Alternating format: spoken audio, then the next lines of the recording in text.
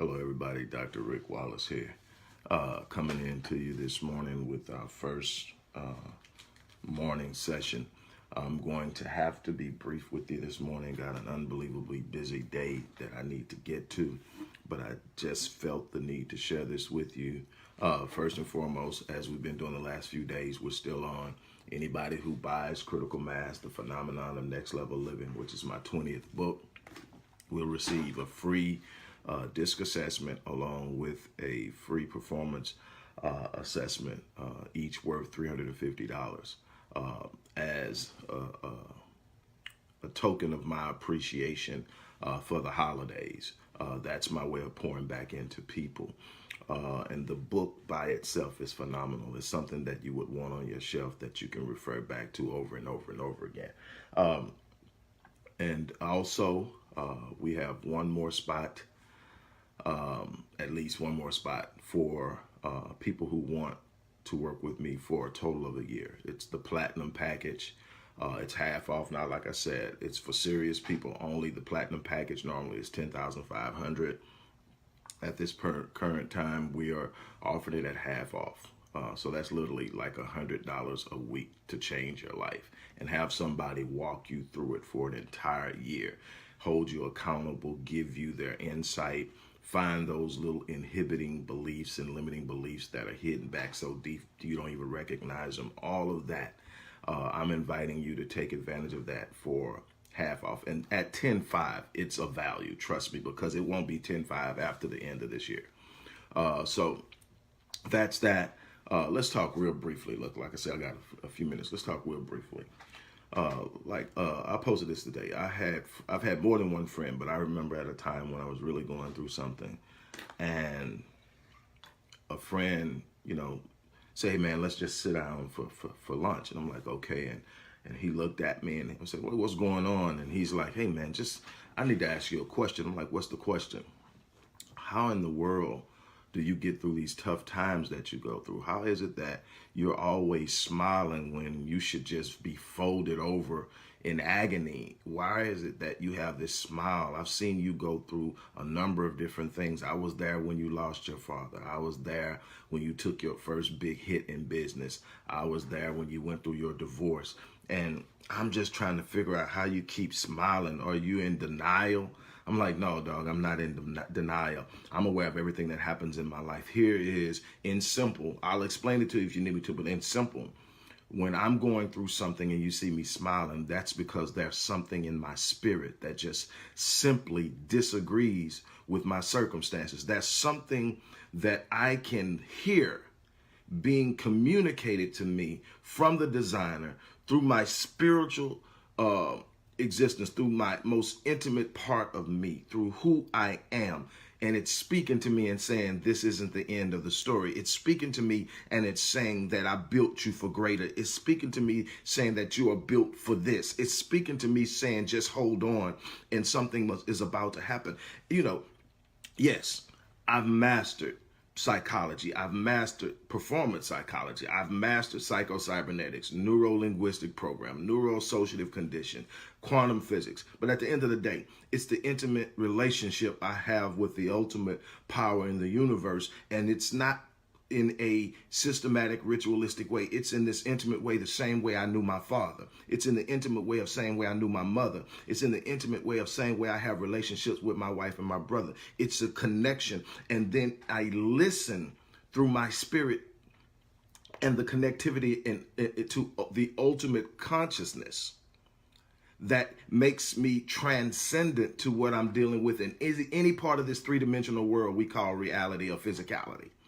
I'm living at a level in which I can literally remove myself and live in what I'm working for. See, when I'm going through something, I'm simply training.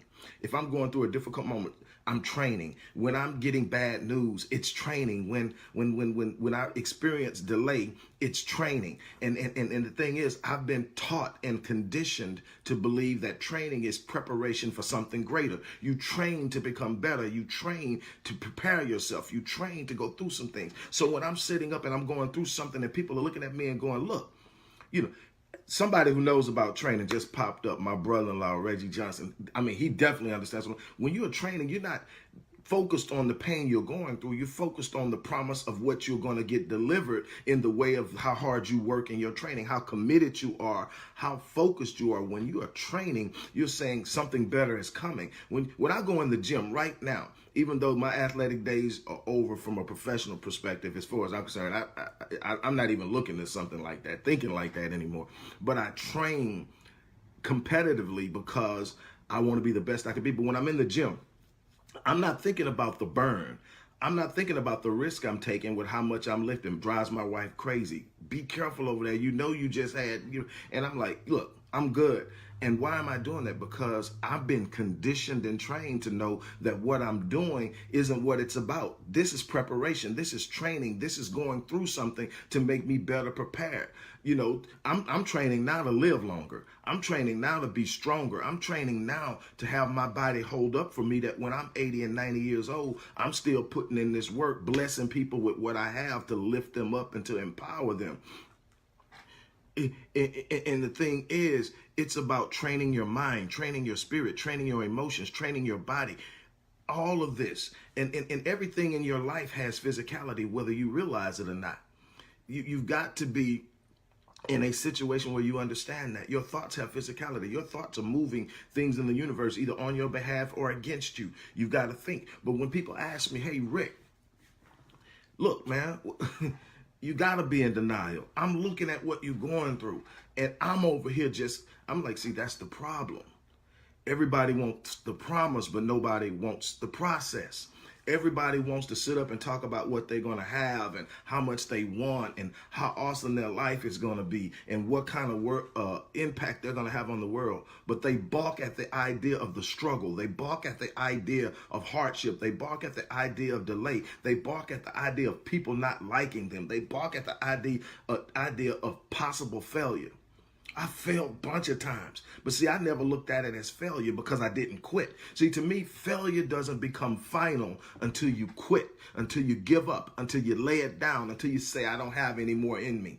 Failure until that point is simply a lesson that you have to learn. Failure tells you don't do this way. Failure tells you need to put a little bit more of this kind of effort into it. Failure tells you that's not the kind of person you want in your circle. Failure tells you what you need to do and what you don't need to do. It's training. When you learn something from something you failed at, you didn't fail, you advanced yourself in becoming more knowledgeable about what it is you need to do. But what I want you to understand, and I mean, I still get charged when I just think about it. Every time that I went through something, my conversation with my Creator was simple. You built me for this, so I dare not ask you to remove me, because I'm aware and conscious enough to know that you won't deliver me from the giants you sent me to slay. I'm going through this, not just for me. Somebody is watching me go through this, and they need to see me triumph. And so I'm going to take the responsibility of the struggle on my back and be prepared to receive the promise associated with it. But my communication is, so I'm not asking you to remove me from this. Don't let me die in it. Don't let me die here. Just let me live long enough. If you wake me up, this was my promise to God at the worst time of my life. If you wake me up, I'll answer the bell. And if you wake me up, I'm not going to beg you for a bunch of things. The one thing, at the time I didn't have my wife. I said, all I want you to work on for me is getting my wife. I got this. It wasn't arrogance. It was this, I had one person say that when you got the kind of arrogance that Rick has, it's just quiet arrogance. It's confidence that's so strong that it borderlines on the idea of arrogance. Me personally, I don't buy into the social idea of arrogance. You got too many people shrinking back in who they are in order to make other people comfortable, because any type of speaking of who you are or being proud in who you are is considered arrogance. No, arrogance isn't acknowledging the beast in you. That's not arrogance. That's self-confidence. That's what you're going to have. Because if you don't have it, there's somebody that'll come along that will be so convincing, they'll talk you out of the idea that you're who you are. So you better know who you are. You know, they called Muhammad Ali arrogant. No, he just knew who he was. You know, and anything I've ever competed in competitively in sports or anything, if you don't have a certain level of quiet arrogance, as they call it, you beat before you ever in track and field. If I didn't believe I could beat everybody that I was lined up against, I lost the race before I ever got in the blocks. It's understanding and knowing who you are, and in many cases being able to admit that so strongly that other people become intimidated. And it's just a part of knowing who you are.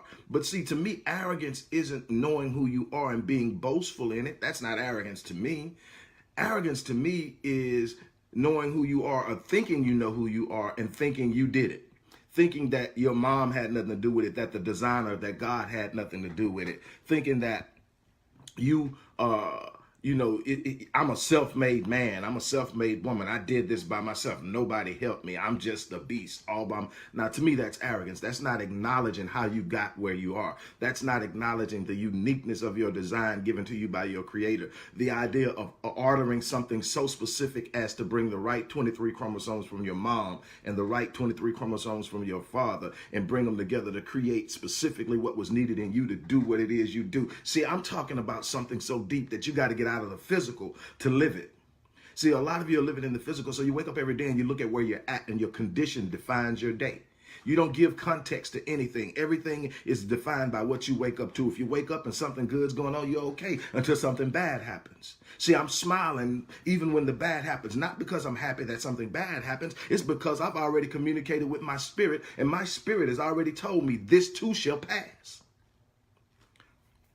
That's what I'm trying to get you to understand, is that sometimes you get so weighted in the physical, you lose sight of your most powerful element, your spiritual self. Stop being so consumed by your condition that you lose sight of your destiny, that you lose sight of your connectivity to the supreme being of the universe, however you look at it. However you look at it, my thing is, whatever your faith is in, it's got to be in something so strong that it carries the very nature of who you are. It carries your very desires. It carries and supports your courage. It gives you the confidence to step out and move beyond where you are today. At the end of the day, all these different disciplines that I've mastered in order to be able to help my clients, they work great, but I have to establish this context of who you are. It's a self-awareness thing. And when you become aware of the fact that you have a purpose, and the one that gave you the purpose has turned you and unleashed you or loose on everything that's in front of you with the power and the capacity to overcome it and to win and to be triumphant, then you've got to understand, why am I cowering right now? Why am I anxious right now? Why am I worried right now? Why am I frustrated right now? This is simply a part of the process. I must learn how to rise. I must learn how to pick myself up. And most importantly, I must learn to listen to the quiet voice in the spiritual realm that's speaking to the ultimate end. And the ultimate end is good. And that's how I live. That's why I smile. That's why when everything seems to be crumbling down, I don't fold. I'm not stuck in this moment. I'm moving through it. Look, like I said, I got to get off of here. I got to prepare. But I just want you guys to understand that there's a transcendency to the way we move in the world. Most people are stuck in the third dimension. There's a fourth and there's a fifth dimension. The moment you think something, you move it into the fifth dimensional realm. And it's your part, it's your responsibility to bring that into yourself. And that's coming through believing. But see, the type of belief that is considered faith isn't simply saying that I believe. Everybody that has a belief in a higher power believes in that higher power. They probably believe the higher power is all powerful, all knowing, and a bunch of other things that they've been told and taught to believe about this power. And if you ask them, do you believe in God? Do you believe in the Almighty? Do you believe in the Supreme Being? Yes, yes, yes, absolutely, absolutely. And you believe in some kind of way that that Supreme Being had something that you were placed here for. Yeah, absolutely, absolutely. And you believe in that this, and you'll even hear them say, for instance, my Christian brothers and sisters will be sitting up saying, no weapon formed against me shall prosper. Okay, then why are you worrying? I am more than a conqueror. Then why are you worrying? and he shall lift me up so that I don't. And why are you worried? I mean, over and over again, I hear these cliches, these verses that have become cliches, but I don't see the movement, the activity, and the power that follows them. See, it's not whether you quote it, it's not whether you believe it on the surface, it's whether you believe it at a level that it moves you, that it sets you up, that it provides a standard of performance, that becomes these levels of expectation. Because remember, God, the universe, life, however you want to look at it, will only meet you at the level of your expectations. What are you expecting? What do you believe? See, you can sit up and say, I'm more than a conqueror, but if you're believing that you're going to fail, that the business won't work, that you're going to go broke, that you're going to lose the car, that you're going to lose the house, that you're going to lose your marriage, that this sickness is unto death, then the faith is not faith. It's a distant idea. See, faith, when there's faith, then your spirit is literally testifying. It's bearing witness to the realities beyond what you're seeing in the physical. See, that's what happens when you're in the spirit. You are not just existing in the present. When you're in the spirit, you're literally existing in the past, the present, and the future simultaneously. So then you can see as how many times you should have been, but you're still standing, and then you can see where you're at, but you can also see where you're going. That's what it's about. That's what it's about. So yeah, I've been through some things. I've had some difficult moments. I know what it feels like to hit rock bottom, but I don't know what it feels like to be defeated. See, defeated isn't what you go through. It's not what happens to you. It's the mindset you have when it does. See, you're going to get hit. You're going to get hit hard. You're going to get knocked down. You're going to have some delays. You're going to have some setbacks. You're going to have people who don't like you. You're going to have people that you love that can't stand you. That's going to be a part of it. That's not the end. See, we have quieted our spiritual voices to the point we don't even hear them anymore. There used to be a thing that women love to call it intuition. But it's simply the spiritual voice of insight speaking to you. Every time you meet a person you never met before, the spirit world speaks to you and tells you who they are. But what we've done is we've developed these checklists of what a person should be, shouldn't be, what they should drive, what they shouldn't drive, where they should work, how they should speak, how many doors they should open before we let them in, and all these other things. And we override the intuition or the spiritual voice that's saying, this is a good person, but they don't look good. They look like they may be shabby. So you interpret them as somebody that's trying to get next to you to get something. So you dismiss them. That was your blessing. That was the person that was going to open the door, or the person that was going to make the phone call that gave you the opportunity you need, but you dismissed them. Something in your spirit told you to let them in, but you checked them and they didn't check out. And then there's the other side where they got the look, you know, they pulling you and you're attracted, and they talking the talk and you're attracted, and they got all the little boxes checked off, and something in your spirit said, don't let them get close to you, and you feel it, but you dismiss it. And then they break your heart. They take you for everything you got. They put you in a situation where you lose years out of your life. And then you're sitting up going, what happened? And every time somebody has sit up and told me I didn't see it coming, I sit them down, and over several sessions, I walk them back through their life to the day they met that person, or to the day they made that decision. And they admit, without me ever prompting them, that there was something in me that said don't do it. But I had a wife who was married to a guy for 5 years. He cheated. She sit up and she just swore up and down, I didn't see it coming. I didn't see it coming. He was so loving. He was so attentive. He took care of me. He did all this. I didn't see it coming. And we just sit down slowly without her knowing what I was doing. And I'm backing up. We get back to the dad. Man, so how was it this day you met him? How was it? He seemed such an awesome guy.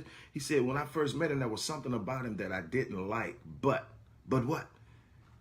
He had a very good job. He was very courteous. He was chivalrous. He knew how to talk to me. He knew how to treat me and all this here. So you completely ignored the feeling. Yeah.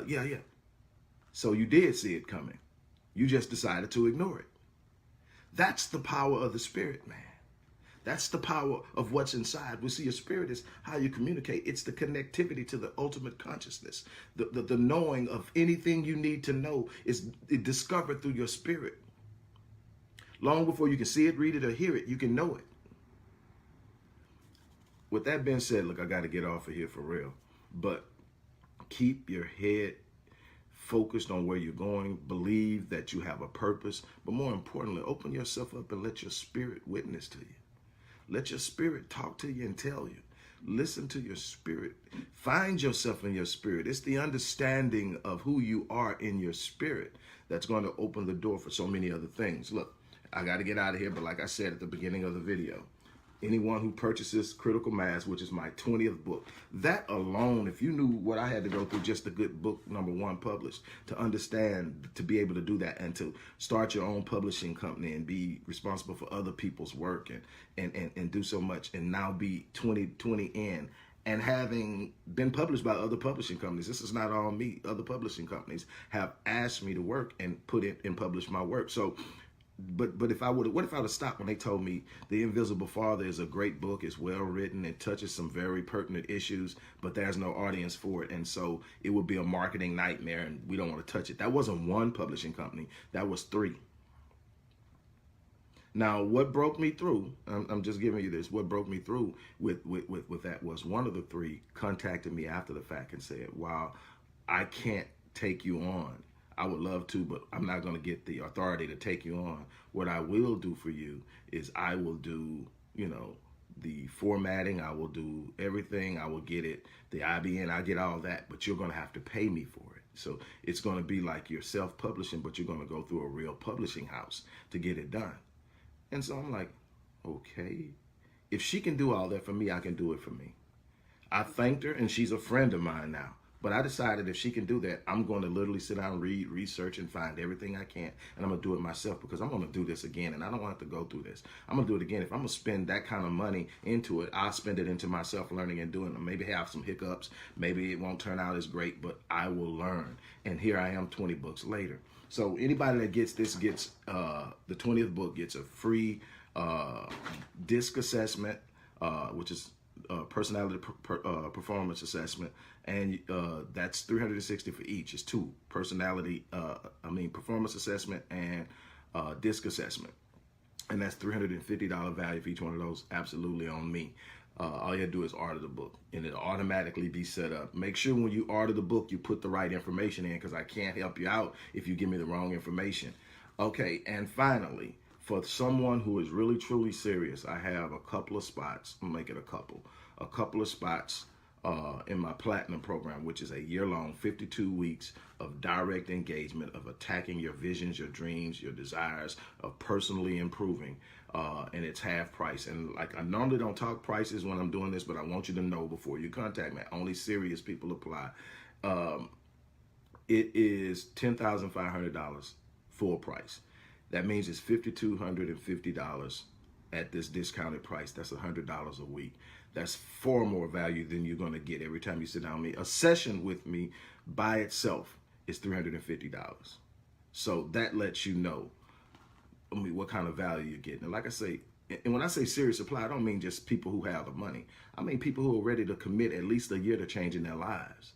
You'd be surprised how many people have money and will pay you, but I don't want your money if you're not committed. I don't want you telling people you work with me and walking around doing jack crack in your life. I don't. I want people who are ready to go out and get it, who will put it in, and let's make it happen. With that being said, I got to get out of here. I'm looking, and I'm about to get myself in a bind. But anyway,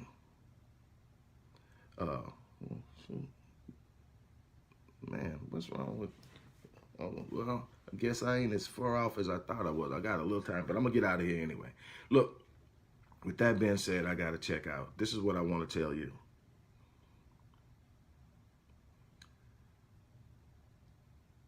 It sounds cliche-ish, but life is going to be what you make it. Because it's not about what you go through. It's about what you respond to and how you respond. See, there are people that are going to go through the things you're going through, and they're going to look at it and say, life is happening to me.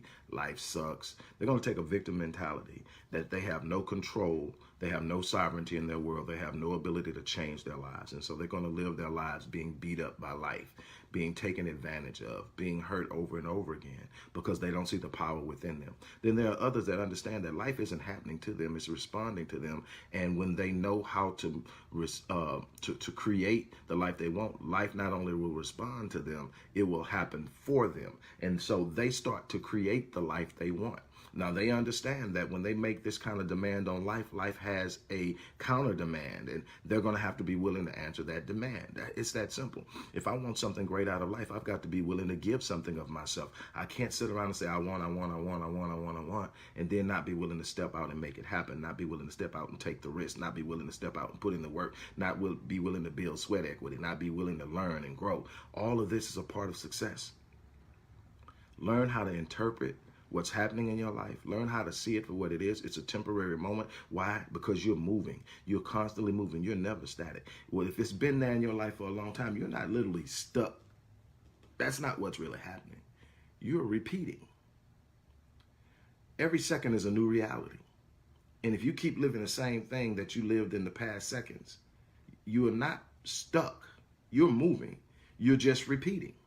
And if you want to take your life off a repeat, change the program, change the thinking, change the talk, change the behavior, change the rituals, change the habits.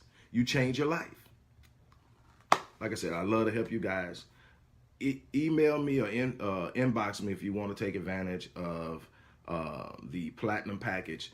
If you want to do something as far as the book, the link is in there. Just order it and automatically you'll get set up for your session with me. We'll do your disc assessment. With that being said, I'm out of here.